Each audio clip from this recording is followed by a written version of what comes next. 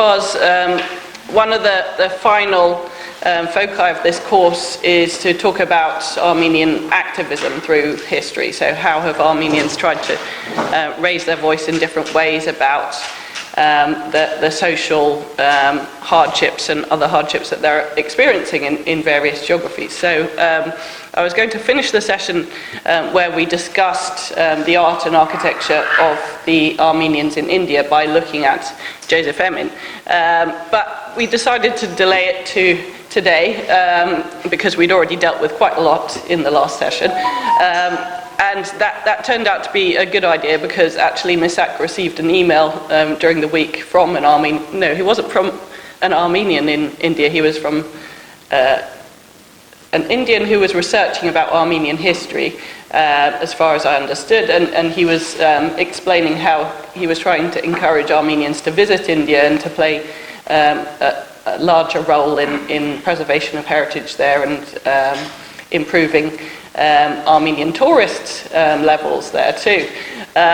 So I thought we would begin by discussing Joseph Emin and his legacy, and also the legacy in terms of how Indian Armenians are a sort of a silent minority to some extent in England.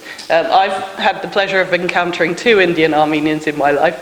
Once when I was working in the British Library, I was looking at some microfilms and somebody hovered over my shoulder and said, "What's that you're looking at?" And he introduced himself as an Armenian who had lived in India for his whole life, and he was quite an elderly gentleman and incredibly friendly. And the other encounter was when I was learning Western Armenian at SOAS with Krikor Moskovyan. One of my classmates was also a relatively elderly Indian Armenian. And they were just two wonderful people that told me a lot about their earlier livelihoods there. And it's a history that we don't hear about at all really nowadays, except through these chance encounters, as far as I've gathered. On the contrary, a better known figure within the history of Armenians overall is Joseph Emin, although why he's known perhaps is not as a representative of Indian Armenian heritage and culture exactly, but as the sort of birth of Armenian activism and political consciousness. And he's almost taken out of the Indian context to some extent and placed within this historiography of the rise of Armenian nationalism and the political sort of enlightenment that took place after him. As probably you all know, he was from Calcutta, although he was born in Persia, and he was from a illustrious trading family. However, he didn't want to become a merchant himself. Instead, he travelled to England in 1751 to gain an education there. And this is a potentially wonderful subject for a dissertation. I think scholars haven't really gone into Joseph Emin's experience in England at all, as far as I know. And they focus mainly on his the text that he wrote that we'll look at in a moment. So I'd really love a future student to go into his years in England and perhaps to investigate further the Indian merchant community in London in the 18th century. So he actually studied at Woolwich Military Academy and lived in London for 10 years and seems to have had quite far-reaching interactions with a lot of famous figures like Edmund Burke and William Pitt, who was Secretary of State at the time.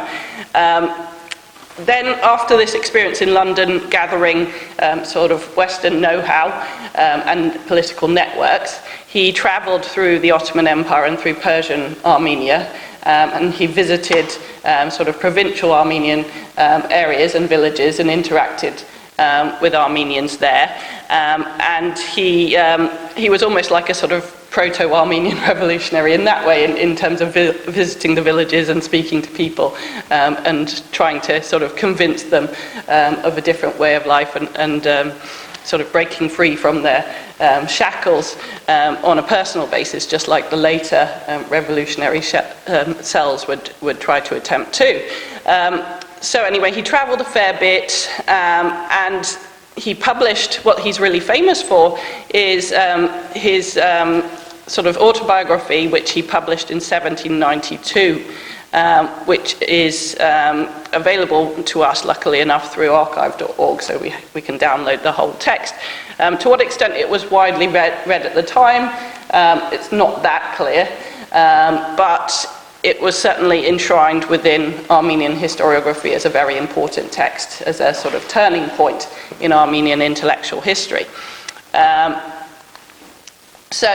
In particular, the author Louise Nalbandian, who's sort of been disparaged nowadays because she had such close connections with the Hunchak party, but nevertheless she's still a key example of the more traditional historiography that you can hold up, who tended to view the Armenian political development of the 18th and 19th century in terms of stages that led inevitably, or relatively inevitably, to the formation of the Armenian revolutionary movement. So these were stages of enlightenment through which Armenians learnt about European ideas and had access to new technologies of communication, like the printing press. And so they had not only the ideals, but also the tools that they needed in order to disseminate a new political ideology. So these kind of methods and ideas gave rise to a movement for independence that was established through Joseph Emin and his fellow merchants in the Madras colony. This is how the historiography has tended to portray him, as a sort of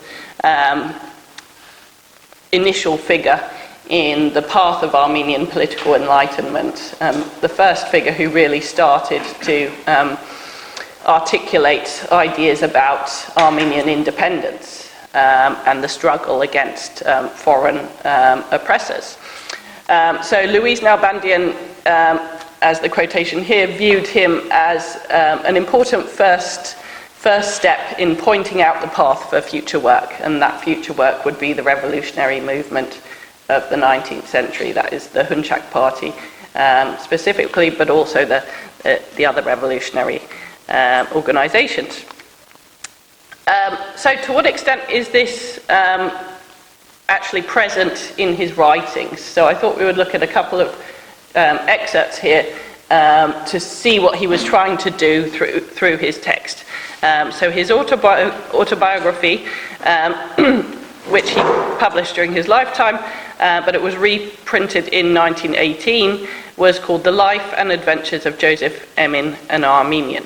And in this, he talks about his experiences in Europe, in London. In this paragraph, actually, he's talking about first how he was exposed to European culture through his observations in India itself and the East India Company, British, that were based in India at the time. And he says, in quotes, "There I saw the thought of the Europeans and the soldiers' exercise and the shipping, and that they were dexterous and perfect in all things. Then I grieved with myself for my religion and my country, that we were in slavery and ignorance." And then he goes on to say, because our fathers did not fight for their country. He goes on to talk at the bottom of the paragraph, I should point up here, at the bottom of the paragraph, to talk about then how he resolved to go to Europe to learn the military art and other sciences to assist that art. And then he would become useful to his country. He said, "I could not bear to live like a beast, eating and drinking without liberty or knowledge." And this is an excerpt from a letter that he sent to the Earl of Northumberland.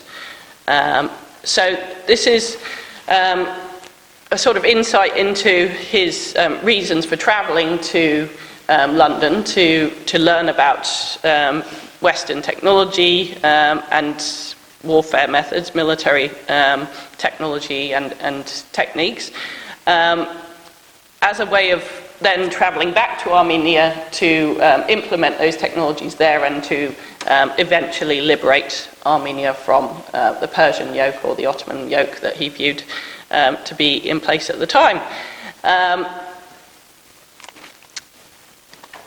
But of course, it's also how he framed these beliefs when he was communicating them to the Earl of Northumberland. So remember that if these were within correspondence to the British Earl, then he may have been more prone to emphasise his awe for British culture, perhaps in that context than in other contexts. So perhaps these are a bit more of a sort of Europhile expression than he might express in other sources. Here he's talking about his travels to the Ottoman Empire and interacting with Armenians in villages in the Ottoman Empire, and why he felt he needed to liberate them from their situation under the Ottoman yoke. So he exclaims in this excerpt, "Why are you not free? Why have you not a sovereign of your own?" And the answer that they made was, "Sir, our liberty is in the next world. Our king is Jesus Christ." Emin said, "How came that about? Who told you so?" They answered, "The holy fathers of the church, who say the Armenian nation has been subject to the Mahometans from the creation of the world and must remain so till the day of resurrection. Otherwise we could soon drive the Ottomans out of our country." So this is explaining how he views the Armenians in those villages as sort of sheep without a shepherd, and how they need some kind of guidance in order to liberate themselves from their difficult conditions. And he views himself to some extent as that person who will point them in the right direction. So I'm not sure to what extent he's remembered within Armenian society today, and whether he is as prominent as he is within the historiography of the Armenian political movement, whether he's known in individual households, whether people talk about him, from generation to generation. So I'd be interested to hear about that in the discussion. And I'd also like to talk about, if we can remember when the discussion comes around, the legacy of British Armenians in India today, and what the numbers might be, and how far connections are still held between India, if they still have relatives out there and they still move between Britain and India, and these kind of aspects would be interesting. So yeah, hopefully we can move back. Remember to talk about that in the final section. So that was just a brief sort of footnote to the last session. So now we'll have two sections in which we'll talk about Armenians in the Ottoman Empire and in the Russian Empire. So we'll give some background to both of those empires, and then we'll discuss some examples of particularly Armenian cultural producers in the empire. So I forgot to introduce myself to those who weren't here last week. I'm primarily an art and architectural historian, so this course is mainly looking at those kind of visual and material sources to try and sort of revisit or interrogate or think about some of the paradigms in Armenian history and historiography.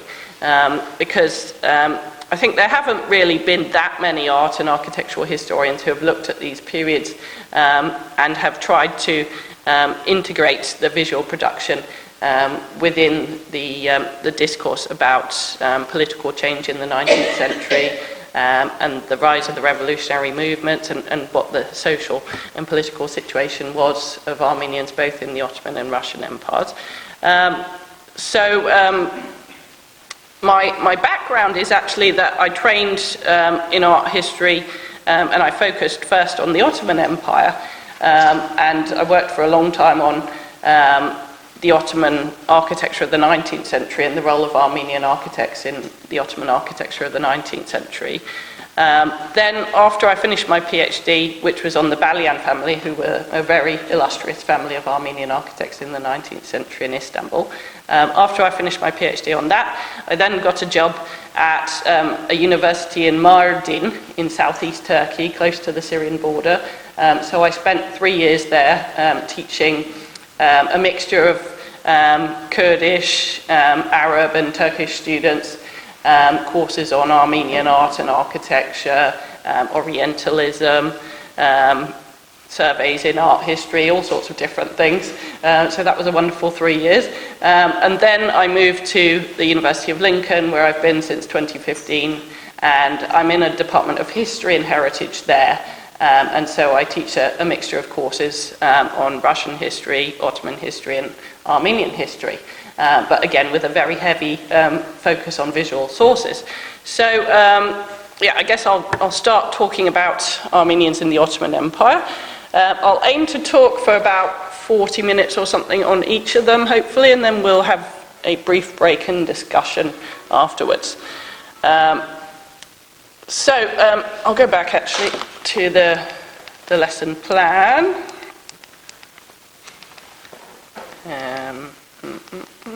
Here we go. Yeah, so I'll aim to give some background on Armenians in the Ottoman Empire. Then I will discuss the 19th century reform movement and cultural westernization and the role of the Armenian community in these changes. And then I will look at provincial Armenians and the difference in culture between those of the imperial capital and in the provinces. Then I'll talk about the political situation, the failure of the reforms in the provinces, and how the cultural production changed in the late 19th century to reflect this changed political context. Then we will change to the Russian context. I'll briefly discuss Persian imperial rule and Persian culture within those geographies, the geography of present-day the nation-state of Armenia, that is. Then I'll discuss the Russian invasion and the Armenian role in the Russian Empire. I won't give you a lot of historical background on either of the empires, so I'll focus more on the visual sources, the cultural production in both of those empires. So if you want any further background reading, then just ask me afterwards and I can point you in the direction of sources. But I apologise for not covering a lot of historical detail and just skipping through some quite important stuff. So instead, as I said, we'll focus on the cultural production and how this reflects both the situation in the empire, each respective empire of these Armenians, and then how this changes to reflect the changing political situation of the late 19th century and the rise of new ideas, realism, romanticism, and the revolutionary movement, and so on. I keep touching that one instead of this one. So, as I already kind of mentioned with Joseph Emin, there tends to be a traditional historiography that has dominated the interpretation of Armenian experiences in the Ottoman Empire for quite a long time, which has tended to stress the idea of the Ottoman yoke, which is that Armenians were second-class citizens. They didn't really achieve powerful positions within the Ottoman Empire, and they certainly weren't able to serve positions in the Ottoman state of any kind of leverage. So there's this idea of the suppression of Armenians so that they were second-class citizens and so that they didn't participate fully in Ottoman state, society or culture. So instead, I think a new generation of historians have started to revisit the way that the Ottoman Empire functioned and the role of the minorities or non-dominant populations within these empires. So they've started to look at empires through sort of sociological lenses and how they function through use of different imperial strategies. For instance, the book on the left is a survey of different empires comparing how they used various imperial strategies, and the image on the right is a book that focuses on the Ottoman Empire that's using these new historiographical tools. So both of these books, that is the book by Burbank and Cooper on Empires in World History and Empire of Difference by Karen Barkey, have stressed how empires like the Ottoman Empire were very successful because of their management of diversity. So that means that they had various policies in place that meant that non-dominant populations served respective roles, and on the whole were relatively content with those roles. They used intermediaries also to their success. So they had individuals within or groups within various communities who served an important role in communicating the desires of the empire to the community and vice versa, as sort of go-betweens between the community and the sultan. They've also, and so Armenians were very crucial to all of these aspects, the management of diversity and serving as intermediaries. And they've also stressed the importance of image making to these empires. So how did these empires present themselves through architecture, through painting, through public ceremonies, and other aspects? And Armenians, again, were absolutely central to the image making of empires like the Ottomans and also the Russians. The Ottomans in particular, but also the Russians, had a framework for the governance of diversity, which meant that they had certain strategies that had been created more or less since the beginning of the Ottoman Empire that they used to manage the non-Muslim or non-dominant communities. But this framework could be changed at different points depending on whether the Ottoman Empire was under political pressure. So I'll just mention some aspects of the framework that they had in place. Before I go into that, I'm sure you're well aware of the many different populations that lived in the Ottoman Empire, in the territory of the Ottoman Empire. So there was this necessity to successfully manage the diversity of the empire. You had, don't know if there is a pointer. Ah, yes, there is.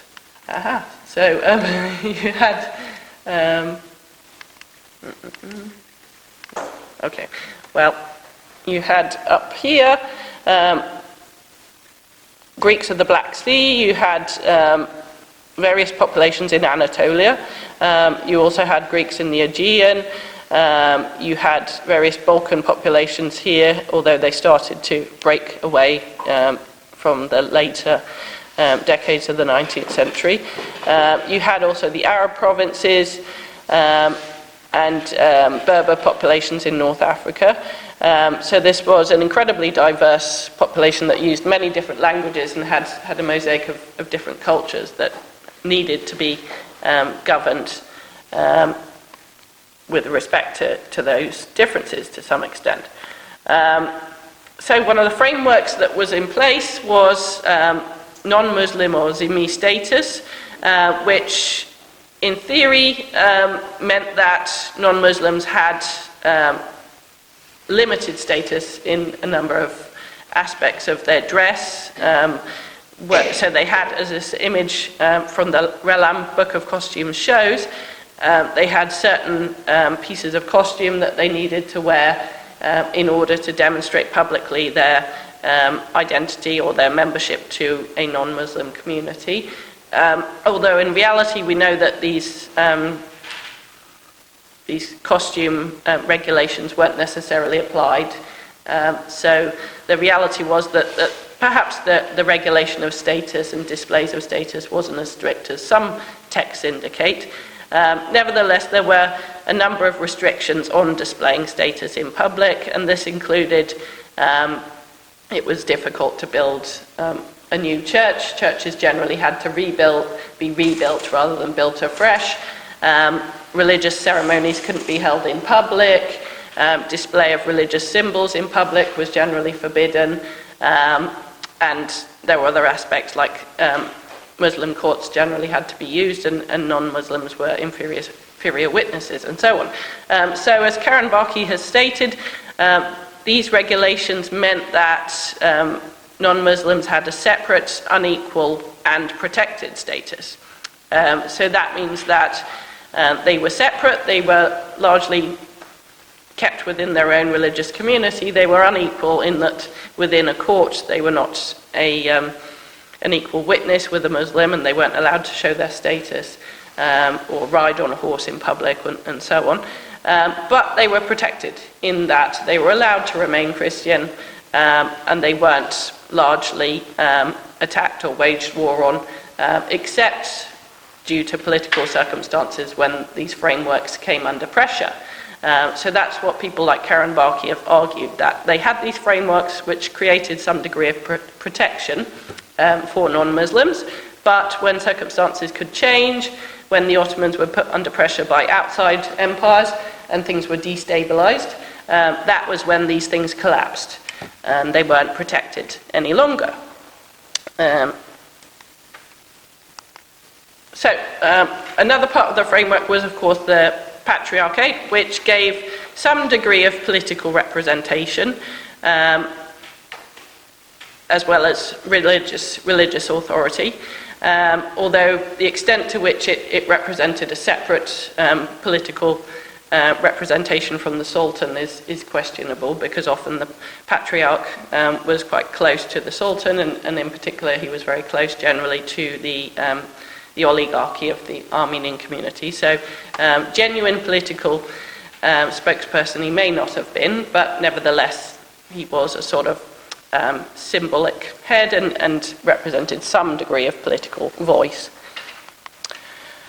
I think I'll perhaps skip over this. This text is about the creation of the Armenian Patriarchate, which you're probably all familiar with the tale that Mehmed the Conqueror, who was the Ottoman Sultan who took Constantinople from the Byzantines in 1453, the account goes, which was published by Mikhail Shamchin in the 18th century, the account goes that Mehmed the Conqueror had appointed Bishop Yovakim, who was the Armenian Bishop of Bursa, to be the Patriarch of Constantinople. And so he moved the Yovakim, the Bishop of Bursa, to Constantinople to be the first Patriarch. That's how the story goes, that was published by Shamchin. And so this is quite interesting, I think, because it creates this idea that the head of the Armenian community, the religious head and political head, was created as a result of the sort of personal favour of Mehmed the Conqueror, through choosing this person and moving him to Constantinople to head the church. That's at least according to this account, which implies that he was chosen by Mehmed the Conqueror, who was already his friend. And he also relocated a number of eminent Armenian families to Constantinople, who then served a role as a sort of oligarchy around the Patriarchate. So from this account you do get a picture that the Armenian community was quite close to the Sultan from the time of Mehmed the Conqueror, and they had some degree of imperial favour. This situation of imperial favour continues into the 19th century, and some might say that impression of being the Sultan's favoured community and the close relations with Mehmed the Conqueror was actually something that was projected back from the 18th century and the 19th century onto the earlier period, and that it perhaps didn't exist at the time. Because by the 19th century, the Armenians certainly had a really important position, particularly at the courts of the Sultans Mahmud II and Abdul Majid around the middle of the 19th century. So they reached a kind of peak at that period, where many were serving as intermediaries. So they were working as the Sultan's bankers, as the head of the imperial mint, as the head of the imperial factories, and also the chief Ottoman architects, and the painters of the portraits of the sultans. So it was both in the financial systems and also the systems of imperial representation or image making that Armenians were really dominant in the middle of the 19th century. And again, they were so important in relation to the Sultan and his banking and his image making and so on, that they also had a really important position within the Armenian community as sort of spokespeople of the Armenian community, and they took on a role as a sort of oligarchy over the community. Although they were conservative elites in that they were close to the Sultan, they also, as it says here, they had the potential to steer the community in another direction, as we shall see. So, chief amongst these were a number of Armenian notables called the Amira class. So they were called the Amira class by Hagar Barsumian, who was a historian who was working in Lebanon at the American. I apologise, I tend to use a Turkish or Turkicized spelling of names, and that's purely because I came to these figures through Ottoman studies, not because I'm trying to sort of diminish their Armenianness or anything like that. So, I mean, we can discuss that at the end as well. That would be really interesting to hear different takes on how important spelling is and how, as well, these figures should be sort of categorized as well, whether we should say they're Ottoman Armenian, Armenian Ottoman, whether they have this sort of important dual identity, or whether they should be recognized as singularly Armenian or even just Ottoman. And that's also interesting from the Russian context as well. You have these figures like Ayvazovsky, who are often described as Russian painters, but obviously they're extremely important within Armenian history as well, or even more important. So anyway, this is a church that was rebuilt in 1838. So as I said before, it was quite difficult to get permission to build new churches. So most of the time you had to rebuild churches that were already existing. And even to rebuild those churches, you had to sort of maneuver a bit in order to make sure that the works would go ahead. And in cases like this, where you were rebuilding on a much more lavish scale, you would certainly have to have very close relationships with the Sultan and perhaps supply a few sort of bribes or other persuasions. Because generally it was stipulated within the official Ottoman documents that the churches shouldn't be changed. So it would say they should be exactly the same dimensions and form that they were before when they were being rebuilt. So it's quite striking that these Amiras were rebuilding churches all over Istanbul, all over Constantinople, in a much more lavish form than they had been before.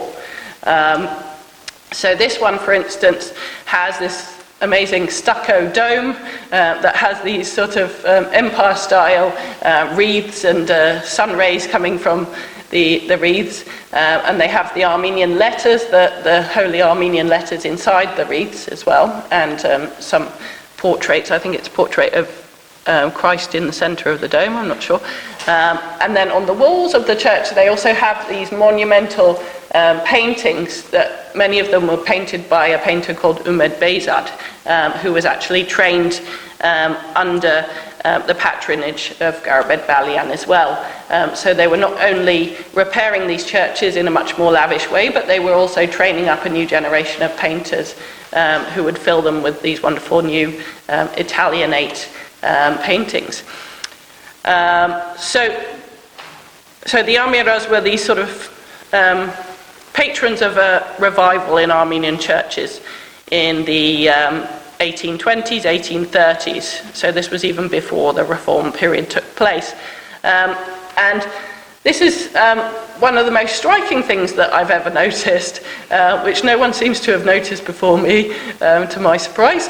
But it's a very close relationship of that church that was completely redecorated in 1838 by Garabed Balian, or Karabek Balian, to the mausoleum of Mahmud II, which was built around 1839 at the time of his death.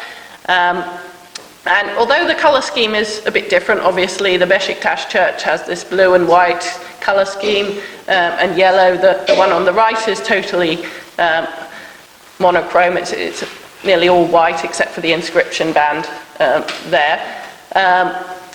I, however, see huge similarities in terms of the use of these sunray motifs, the use of wreaths and crests and garlands, the sort of composite or Corinthian capitals that are in the walls, that are engaged in the walls, and these sort of cornices, the stucco cornices that you can see there as well. So there's a lot of decorative similarities between the two buildings that are quite striking for me, and I was quite surprised when I saw these similarities because I thought that they really highlighted this close relationship between Karapet Balyan and Mahmud II at the time. The fact that Mahmud II wanted his own mausoleum in such similar decorative terms to the church of Strazadzen and Beşiktaş. So I thought this encapsulated this message of the Armenians in the middle of the 19th century as being the sort of the Sultan's favourite subjects.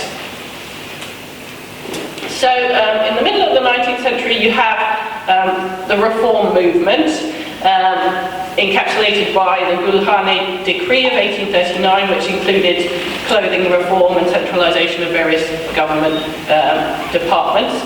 Then that was followed in 1856 under Abdülmecid by the Hatı Humayun, the imperial rescripts.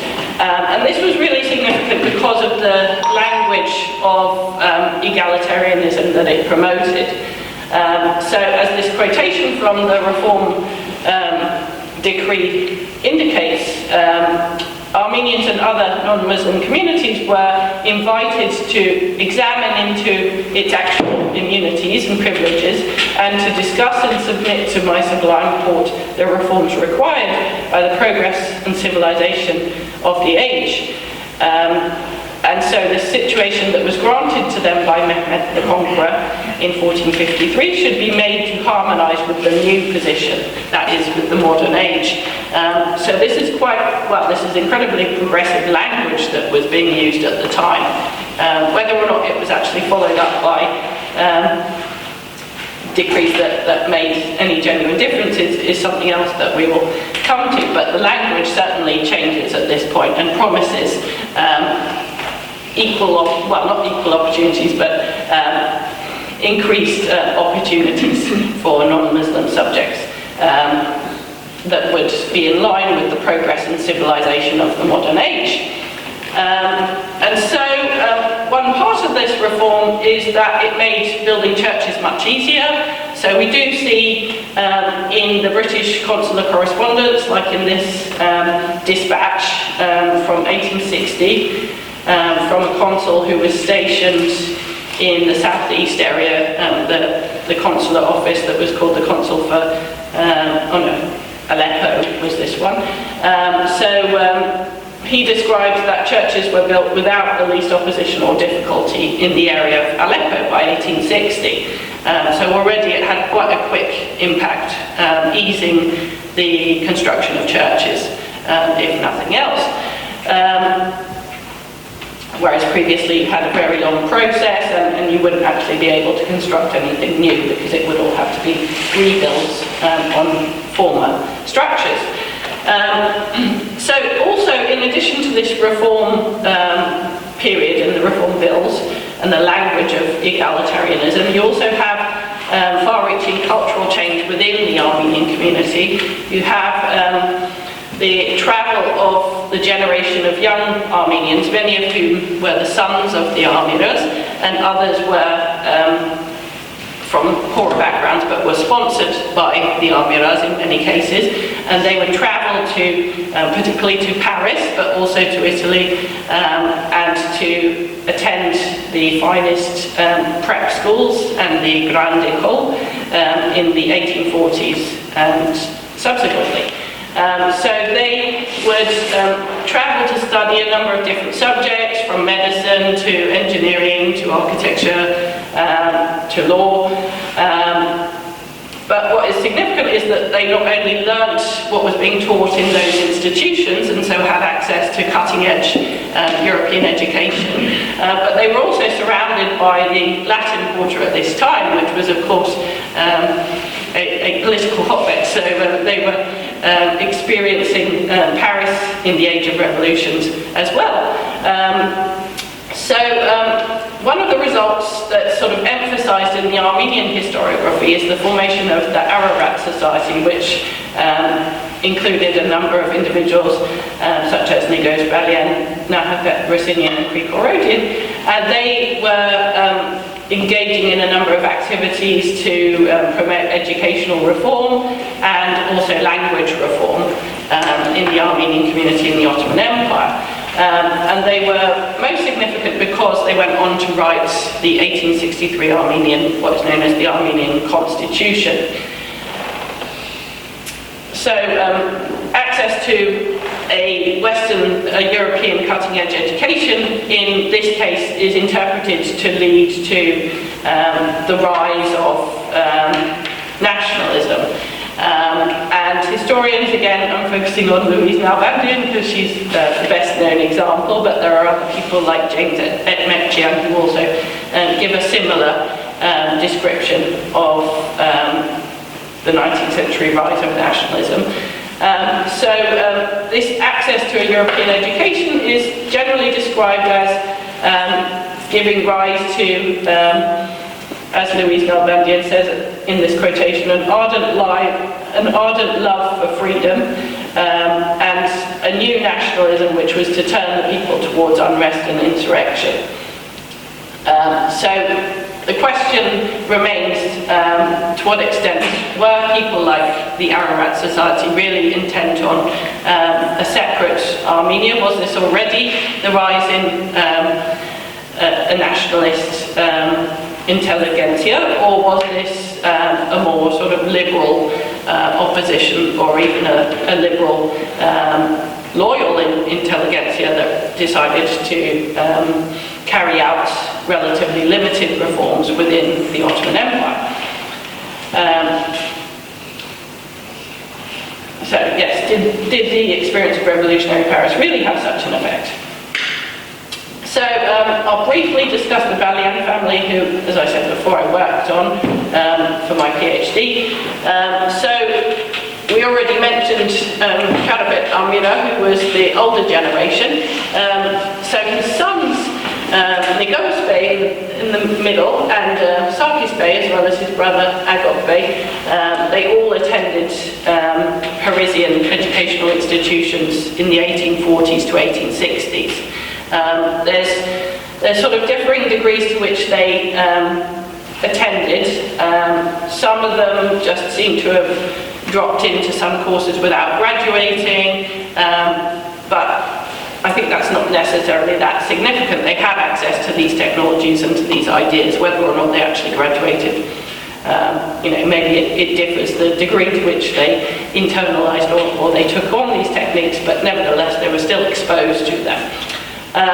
So Nigos in particular was educated at the Collège Saint-Barbe, which was a leading prep school. It's still a leading prep school in Paris. So there he would have had access to education in classics, philosophy, languages, foreign languages, and also drawing techniques. They had a drawing class there. But what is really significant about his experience at the school is that it was a centre for the Romantic architects known as the Neo-Grecs, who were led by Henri Labrouste and Alexandre Labrouste, the Labrouste brothers. And so Alexander Labrouste was the head of the school, and he is noted to have been particularly fond of Nigos Balyan. So we know that there was actually a close connection between these leading Romantic French architects, Neo-Grec architects, and the Balyans, thanks to their attendance at this school. Sarkis Balyan, Nigos' brother, also attended the École Centrale des Arts et Manufactures. I apologise for my French, it's terrible. Where he learnt a number of engineering and building technologies that included modern machinery, methods for building in difficult terrains, various methods of building foundations. Basically, a range of techniques that would help him achieve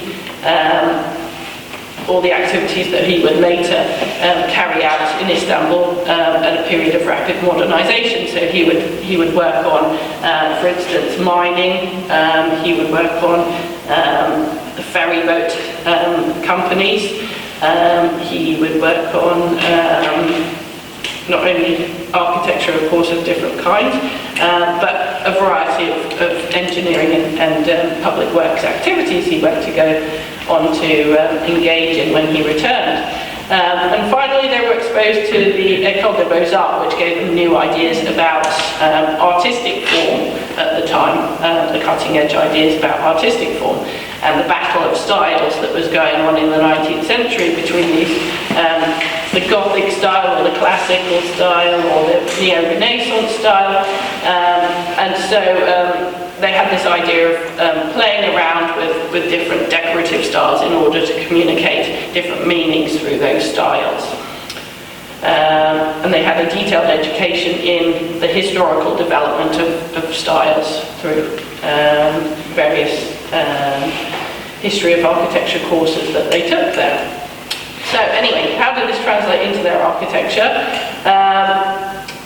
So the Dolmabahce Palace was constructed primarily by Karapet-Balyan, so by the Amira. So for that reason, it has the relatively limited integration of the more romantic ideas into the architecture.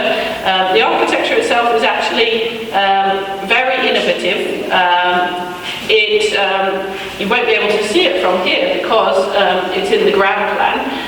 The facade is this stone facade that's very neoclassical, so it's just this long, sleek facade, both on the entrance facade and also on the sea facade, which hopefully I've got, on this image. So these very long stone facades, which are constructed along the Bosphorus. So already this is quite a massive change for the history of Ottoman palace architecture, because previously in the Topkapı Palace, which was the 16th century Ottoman palace, the palace had been based on smaller kiosks. So to transform that from these smaller kiosks based around courtyard gardens to this huge stone facade that was facing along the Bosphorus so that everybody could see it as they passed along the Bosphorus, this was already quite a fundamental transformation, and it's almost like Peter the Great's construction of his palace along the Neva. This was something that was new, but within this wall, you can't see the ground plan, which I should have put an image of there, but the ground plan is a series of interlocking ground plans that are based on Ottoman Turkish residential architecture. So that behind this smooth facade, there are a number of rooms that interconnect, and each room is based on the traditional unit of Ottoman residential architecture, which was called the sofa, which was a central hall with halls emptying out. Almost like a sort of cross shape. So there are a series of interlocking rooms behind this smooth facade. So it's a real hybrid of traditional Ottoman architecture with this new stone facade and the sleekness of the neoclassical facade. But what was really the reflection of the Parisian education was this stone carving on the exterior. And the stone carving was in relief, so it's really coming out of the facade in 3 dimensions. It's very, very heavy carving, such as you wouldn't see in a European building. And what Negozbalyan was trying to do with this carving, I think, was to create a sort of a wonder, an imaginative wonder through this heavy application of ornament. And in the Armenian obituary of Negozbalyan, which through my amazing luck was recommended to me by Richard Antamarian, who was a scholar who was interacting with me at the time, and he pointed me in the direction of this absolutely mind-blowing Armenian source, which was a long obituary dedicated to Negos Balian that was published in 1858 when he died. He died prematurely at the age of 1858, and so he became this sort of romantic hero of the Armenian community, and his artistic legacy was enshrined in this very long obituary that was published in this Armenian periodical Megu in 1858. And this describes his architectural legacy in the following words. As a follower of the architectural school of Renaissance and Revival, he fortunately got rid of artificial rules and superstitions. He brought a very clear horizon where his beautiful imagination could fly freely. This was a freedom that was based on rationalism that was introduced into the philosophy of Descartes and into the literature by Victor Hugo, and which he encouraged to be introduced into our literature. And so I think here, the way I understand it is that although he used the neoclassical facade that was probably largely mandated by his father, Karapet Balian, he applied this density of ornament to show this imagination flying freely and this sort of idea of returning to nature and sensory awe that was one of the goals of the Romantic movement. And you can also see it here, I think, in this dome, which is actually the dome to the Ortaköy Mosque, which was built around the same time, about 1853 or 54. And it's also coated on the exterior with heavy stone carvings, but on the interior you have this wonderful painted dome, which is using a new technique which was called trompe-l'œil, which means sort of tricking the eye, because the paintwork seems to be sort of coming out in 3 dimensions at you. It's painted flat, but it's 3-dimensional through the light and shade that's being used and through the perspective. So you can see in the dome that it depicts a series of mihrabs. The mihrab was the niche to which Muslims pray. It depicts a series of mihrabs in the dome that are interspersed with these sort of windows or columns with blue sky behind them. So this, I think, is a sort of symbolic way of communicating that the dome equates to the heavens. But it's through this technique of this decorative overload that, again, Negos Balian creates, I think, a romantic work where, in quotes, the imagination could fly freely. And this is a technique that he uses on many different works. Okay, so I think I'll go through a bit more quickly and move on to the Russian context. I wanted to briefly mention about the situation in the provinces and cultural difference. From the earliest years of the settlements in the various provinces, there seems to have been a different style that was used in church architecture and also in other modes of cultural production, which reflects local cultural traditions. So Armenian church architecture seems to have been localized in different regions at different times. This is one example that shows such a locally attuned architecture. It is the Cathedral of the 40 Martyrs, which was built in 1491 and then sort of rebuilt in 1616. And I wanted to just draw attention to the extent to which techniques that can be seen in Aleppo's Islamic architecture as well as its Christian architecture can be seen in the church, such as this striped masonry called ablak, mukarnas, which is this stalactite carved technique, which you can see better here. So although there are obviously aspects that are more traditional according to Armenian sort of medieval templates and so on, there's also this decorative assimilation of local identity through styles like ablak and mukanas, and there's more ablak there.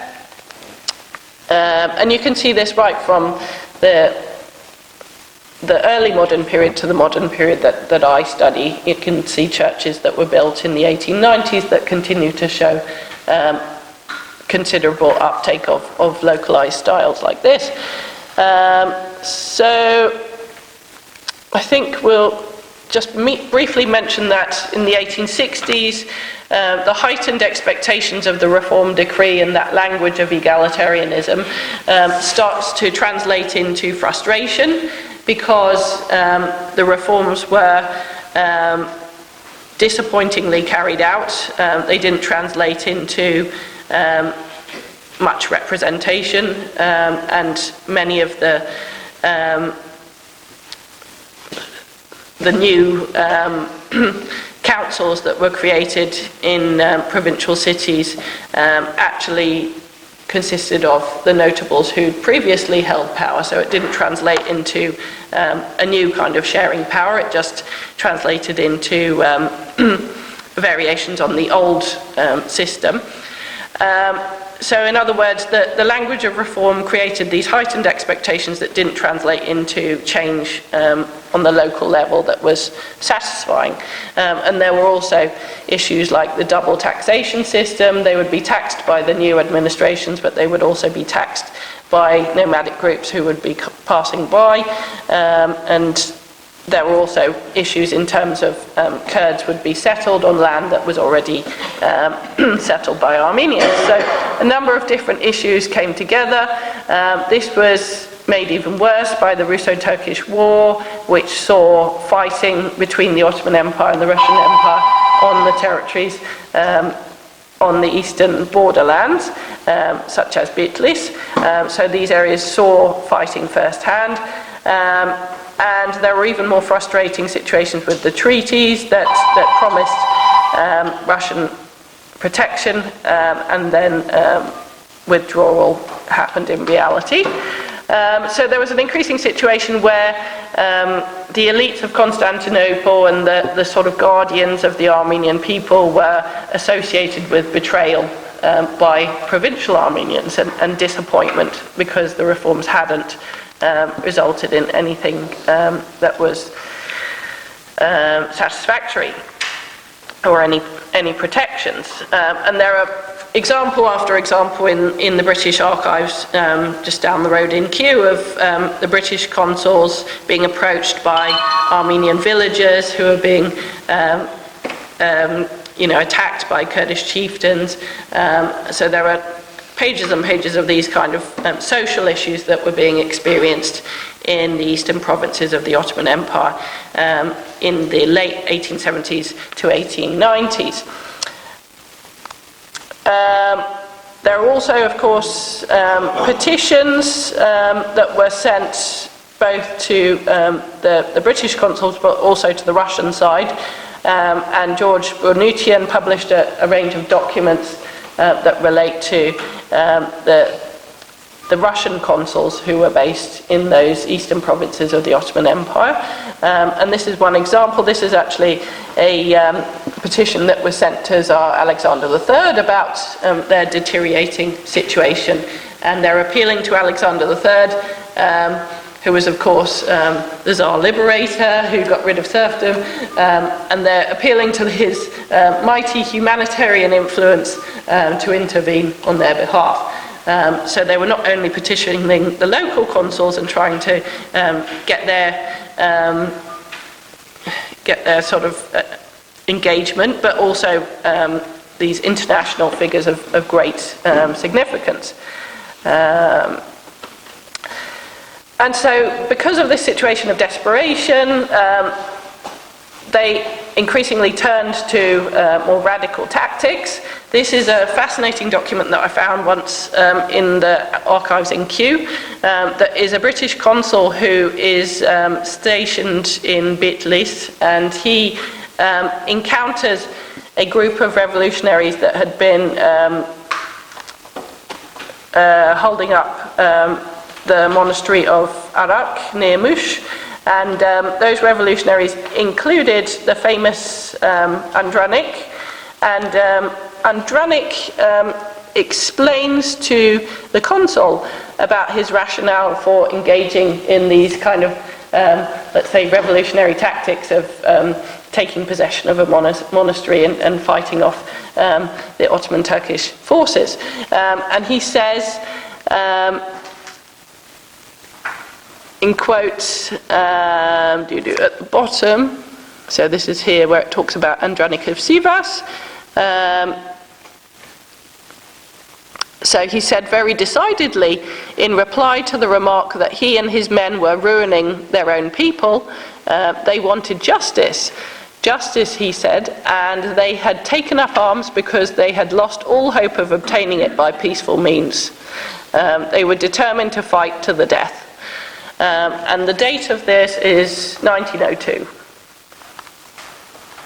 And that's interesting because, it's directly from the voice of Andranik speaking to the consul at that time, presence in Russia. So you have a similar movement in Western Armenian painting, in painters from Constantinople, who were increasingly painting figures from the eastern provinces and also villagers from the eastern provinces who had moved to Constantinople. And Vazken Haji Davidian, who many of you, I'm sure, know, who's a member of the community here in London, he's published a fantastic article on this transformation of realist painting in the Armenian community at this time, and how they were trying to raise their political voice in a difficult situation which was obviously dominated by censorship. So how could they raise their voice within the Ottoman Empire with all these difficult situations that they were facing, marauding Kurds, oppression by local administration and so on? Well, they could do it through painting, through drawing attention to the hardships that peasants were experiencing, through painting a Armenian beggar woman from Van, and you can see,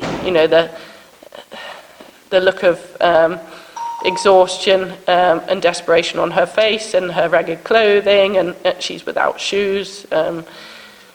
How drawing these kind of figures and painting these kind of figures and exhibiting them in Constantinople and elsewhere was a way that they could communicate about the difficult political scenario in a situation of censorship. So then you have the rise of the political parties in the 1880s, the Armenian party led by Migadic Portukalyan, and then of course the Hunchak and Tashnak parties in the late 1880s and 1890s, which were formed abroad in Geneva and Tiflis respectively, but the ideas started to travel back to the Ottoman Empire in various ways. So the rise of the revolutionary political parties had an impact on visual production through different ideas being communicated, such as the Ottoman state as the oppressor versus the glorification of the people, the peasantry and the poor, meaning the people. So I think that this is quite interesting, this painting by Panos Telemesian from 1905, a shepherd from Lori, as a sort of corresponding image to this quotation from Troshak, which was the newspaper of the Armenian Revolutionary Federation. And it says, in quotes, "By his behavior, the Sultan is convincing everyone that there is no salvation for Turkish Armenia but through revolt." And so you can see in this image by Telemesian how this shepherd boy is clutching his dagger, and he has a sort of a somber look about him, almost as if he has decided to take matters into his own hands. He has a sort of quiet confidence about him in this painting, which may or may not relate to Telemesian's own changing politics. The Revolutionary Party also promoted the idea of people as active agents in the revolutionary struggle. So you start to see images like this one of Arshak Fetvadjian, the woman of Sassoon, who shows this Armenian lady of the area of the highlands of Sassoon, which was a historic stronghold of Armenian nobles. And she's defending this highland through holding this gun and protecting her baby, who she's feeding at the same time, in this very dramatic landscape. Again, with this look of stern determination on her face. And I think, again, that encapsulates these new ideas that the revolutionaries were communicating, like, in quotes, the situation of the Turkish Armenian people is today the sickest, and it's the responsibility of the whole of the Armenian people to cure that disease today. So even, suckling mothers and babies are, it's their responsibility to participate in this struggle. So you also see a number of symbols of national identity being promoted with increasing prominence. So many of these correspond to what Anthony D. Smith has identified in his study of painting in Western Europe and the promotion of national identity in Western European painting. So it's interesting how you can also see similar developments in Armenian painting in the later 19th century. Ideas such as the idea of the chosen people, the role of the Batavian myth or revolt as a time of historical origins, the growth in significance of landscape painting, in particular under people like Bashin-Jagian, that we'll look at, and Ayvazovsky, and the emphasis on heroism and sacrifice and works to commemorate suffering. So the Fetvadjian painting is a work to commemorate sacrifice in some ways and heroism. So this also corresponds to the rediscovery of Ani, which we mentioned in the previous lecture. The excavations were taking place, and so there was a much greater awareness of what medieval Armenian architecture looked like and what medieval Armenian motifs looked like at this time, and for that reason they start to be incorporated much more into the 19th century paintings. So it's not just that they were part of this revolutionary movement, it was also that they were just known about because of the excavations and the publication of the findings. So here the same painters who were painting the more revolutionary scenes were also painting scenes of Ani, and drawing attention to this medieval Armenian heritage. And there's this fantastic album that Fetvadjian created about the Ani excavations and then the ruins. Telemesian is an interesting character because he was brought up in Van, and he joined the Armenican party, and then later on he moved to St. Petersburg and was trained there, and also to Paris. So he has a sort of mixed education as an artist, and also a mixed social network and interaction with different groups and intellectuals. He was imprisoned for some amount of time because of his association with the revolutionary movement, and this is a portrait from his time in prison, which has been written about in an article by Gizem Tongo, which is available on that link on the slide. And she talks about how Telemesian went through this process of sort of radicalization because of his difficult experience being imprisoned, and he turns from an initial identity that was a much more hybrid Ottoman Armenian identity to a more radicalized Armenian revolutionary identity as a result of the hardships and the experiences that he suffered. So he starts to engage in much more overtly political subjects as time goes on. The shepherd from Lorry we already mentioned. A number of studies of Armenian medieval motifs.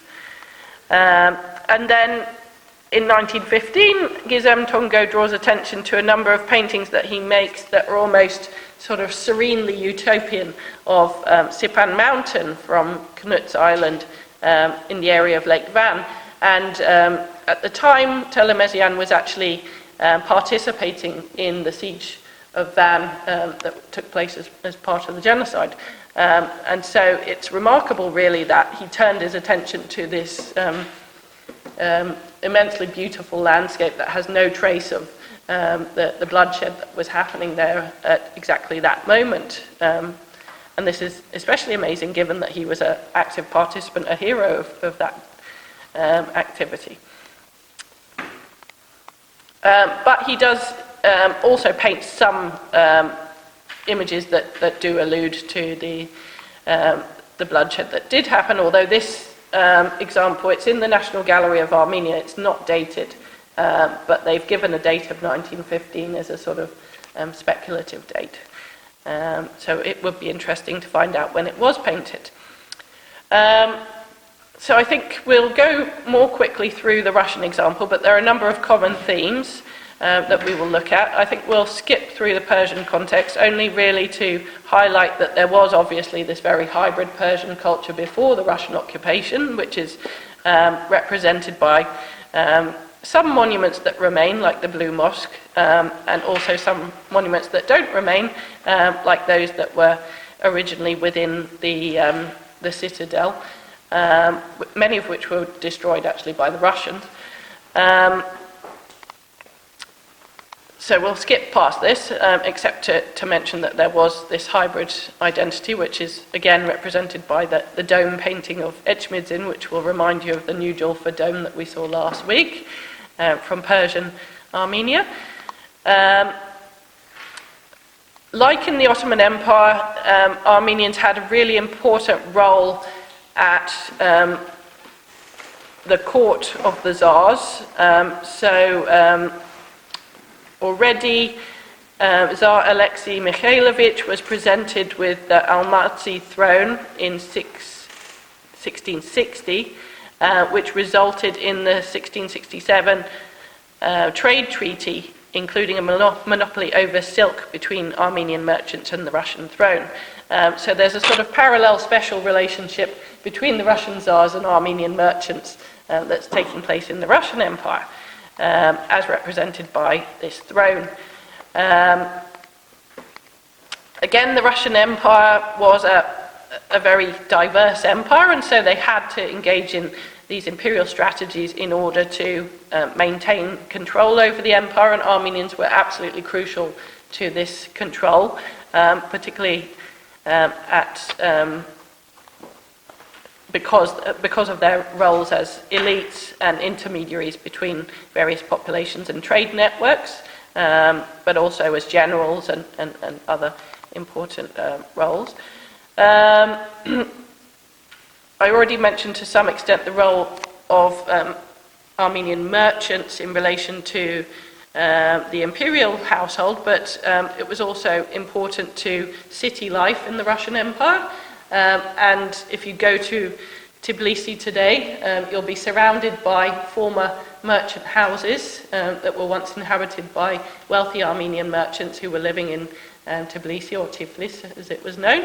And one example is the Milik Azarian's house, which is this tremendous Art Nouveau mansion which is on the corner of one of the main thoroughfares in Tbilisi.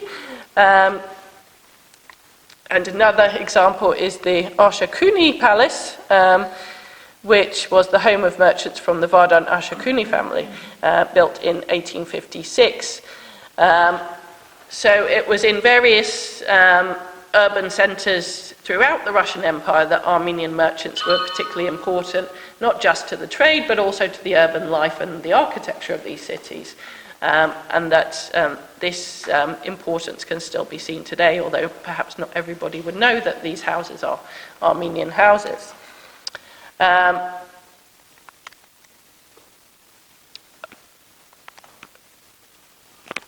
So the special relationship between the Tsar and the Armenian merchants and nobility is in some ways shown, I think, by the construction of the Armenian Church of St. Catherine, just off Nevsky Prospect in St. Petersburg in 1779, So if you walk down Nevsky Prospect, if you manage to glance to the side at the opportune moment, then you will see the Armenian church poking out. So this is the Nevsky Prospect, and this is the Armenian church that is in quite a prominent location. Although it's not actually on Nevsky, you will not miss it, because it is quite a prominent corner just behind all the main government buildings, like the Palace Square, the Winter Palace, Mikhailovsky Palace, and all of these buildings. So just behind all of this area, off the side of Nevsky, so where is it? Somewhere down here, is the Armenian church. So in other words, I think this was quite a significant piece of real estate that the Armenian community was given at this time. And it's also shown through the architectural style. The patron was Ivan Lazarev, who was this very wealthy jeweler, who was the jeweler to Catherine the Great, and also advisor to some extent, one of her favourite courtiers. So the patron was him, who paid for the church to be built in 1779. And the architect was Georgi Felten, or Yuri Felten, who was a court architect to Catherine the Great, and who built some of her most important buildings, like the Cheshme Church. So it's interesting that not only the most important imperial architect built the Armenian church, but also there's some degree of overlap of style in terms of the polychrome exterior and the lavishness of the interior. Later it was restored, I think, quite considerably by Alexander Tamanyan in around 1908. So I'll just finish by discussing paintings in this context. So Armenian painters had been important in terms of serving Armenian high society under the Russians. So the merchants that I mentioned before in Tiflis and elsewhere, they had their portraits painted by Armenian painters, chief amongst which were the Hovnatanian family. And there's a wonderful film that Sergei Parajanov made about the Hovnatanian family, which I recommend that you find on YouTube. And the Hovnatanians not only painted the merchants, but they also painted important Armenian generals, and they also painted some national subjects, like the Catholicos Nurses Ashcharaketsi, who I can't pronounce, and Tiridates III here, and Haik, the Armenian sort of forefather, is here. You also see this interesting transformation in style under, in the example of Ayvazovsky. Ayvazovsky was primarily known as the sort of naval sea painter and servant to the Tsars, and sort of publicizing Russian imperial might through his naval painting that made you awe at the splendor of the landscapes, but also the naval capacity. But he increasingly paints views of Armenian related subjects, like this romantic view of Tiflis or Constantinople. And again, in the 1880s and 1890s, as things became more and more difficult for the Armenian community, he turns his attention more to Armenian-related subjects, like Descent of Noah from Ararat from 1889, Catholicos Rimian from 1895, and a picture of Gregory the Illuminator from 1892. And there's a wonderful article again by Vazken Davidian on his portrayal of the Trebizond massacres and how Ayvazovsky manipulated this painting to completely change how the massacres happened.